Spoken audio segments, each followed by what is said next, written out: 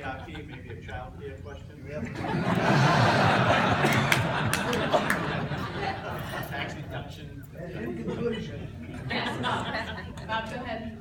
I'll talk loud so most people can hear me.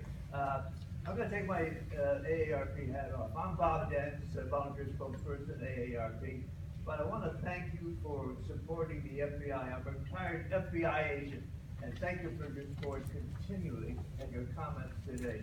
You're right on target, and ISIS is the top problem that we have. Now, if I can put the hat back on again, and let's stay with the Of course. on Social Security.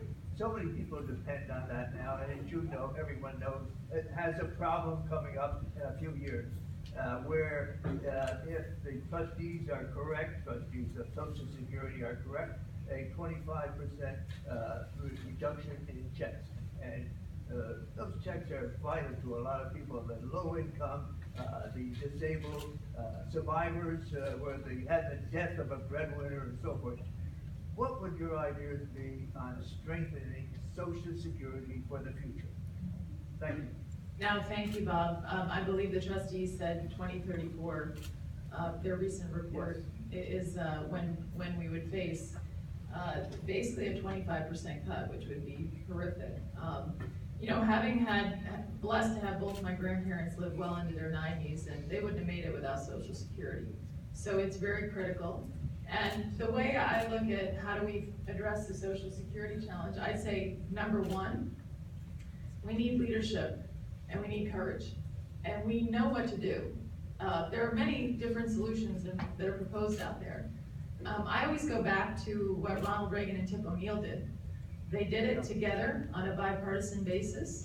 They preserved Social Security for decades, and we need to do that again. Maybe it's not the exact same agreement, but I mean, there was some sense to it, wasn't there? They raised the cap, and they did it very, very gradual based on the fact that people were living longer, in a way that didn't impact anyone at or near retirement, where they gradually raised the age.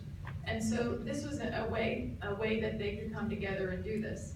So I've said from day one that people who say that we should just ignore this issue, or one that we're just going to put it aside, or maybe it's the politically easy thing to do to say we're not going to do anything about it because it's hard to tell you what we're going to do.